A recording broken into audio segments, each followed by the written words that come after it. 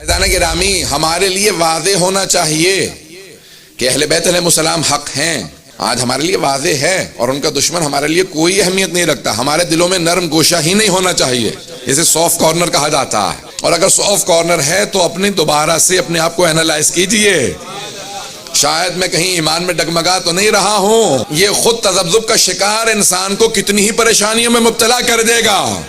میں ہمیشہ ایک واقعہ سنایا کرتا ہوں، دوبارہ شاید میں نے سنایا ہو، اس میں مبارکہ میں مجھے یاد نہیں ہے بالکل بھی، کہ جناب امیر علیہ السلام کا بڑا مشہور و معروف واقعہ ہے، پیش کر رہا ہوں، ان کا چیک کر لیجئے، پیش کریں گے تو پتہ چل جائے گا۔ ایک آدمی مولا کی بارگاہ میں گیا، کہا مولا کے پیچھے جماعت پڑھوں گا، مسجد کوفہ میں آیا، نماز پڑھ رہا تھا مولا کے پیچھے، تو کھانے کا سامان لے کے گھر جا رہا تھا۔ آج کے زمانے کی طرح سے نہیں تھا کہ ہر چیز پیک ہوتی تھی، آج تو ہر چیز پیک ہے نا، وہ ڈبے میں ہوتی ہے، تو وہ پرانا زمانہ تھا، کھانا کھلا ہوا تھا، تو اس نے مسجد کے باہر رکھا کہ میں جلدی سے نماز پڑھوں گا، باہر آؤں گا۔ اس میں ایک دہی اس نے لے رکھی تھی، اور وہ اس نے باہر رکھی مسجد کوفہ کے باہر، نماز پڑھ کے باہر نکلا، دیکھا بھی دہی کے اوپر ایک نشان بنا ہوا، اس نے ادھر ادھر پلٹ کے دیکھا بھی ایک نجس العین کتا جا رہا ہے، اس کے منہ پہ ایک نشان ہے، اس نے کہا ہو نہ ہو کتے نے اس میں منہ ڈال دیا۔ اتنے میں جناب امیر علیہ السلام مسجد سے باہر آئے، کہا یہ دہی گھر لے جا، دہی پاک ہے۔ کہا یا علی آپ کو کیسے پتا؟ آپ محراب میں مجھ سے آگے تھے، میں پیچھے تھا، جب میری نگاہوں میں نہیں آئی، پتہ نہیں توجہ ہے نہیں، یہ آپ کو کیسے پتا کہ دہی پاک ہے؟ مولا نے کہا شک نہ کر، جب میں کہہ رہا ہوں یہ دہی گھر لے جا، دہی پاک ہے۔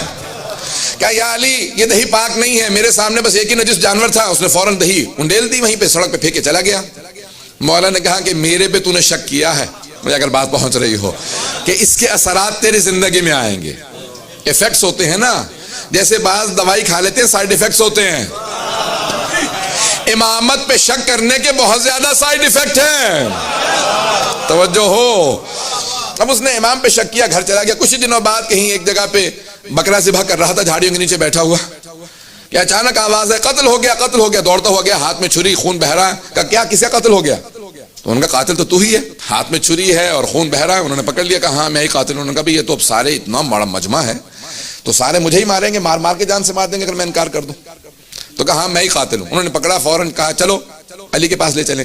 جیسے ہی پہنچے مولا نے مسکرا کے دیکھا، پتہ نہیں توجہ ہے نہیں ہے، جیسے ہی مولا مسکرایا، کہا کہ مولا اس کا مطلب ہے آپ جانتے میں بے گناہ ہوں؟ یہ آپ کا مسکرانا بتا رہا کہ آپ مجھے دیکھتے ہی مسکرا رہے ہیں۔ کہا جس طرح سے اس دن میں جانتا تھا، جو توجہ ہو، کہ جس طرح اس دن میں جانتا تھا کہ وہ دہی پاک تھا، توجہ کہ میں دہی پاک، میں تجھے کہہ رہا تھا کہ دہی پاک ہے، میں اس دن بھی جانتا تھا، آج بھی جانتا ہوں۔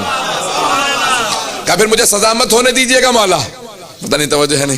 مولا نے کہا ابھی بھی تجھے معرفت نہیں ہے، جب بتا رہا ہوں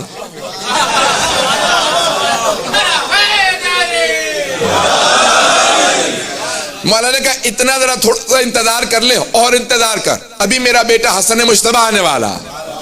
توجہ توجہ، مولا نے کہا میں تو جانتا ہوں لیکن میں تجھے سمجھانا چاہتا ہوں امامت کیا ہے، حجت خدا کون ہوتا ہے، ذرا تھوڑا انتظار کر۔ اتنے میں امام حسن مجتبی علیہ السلام تشریف لائے۔ مولا نے کہا کہ بیٹا آپ فیصلہ کیجئے، تفصیل میں نہیں جاؤں گا۔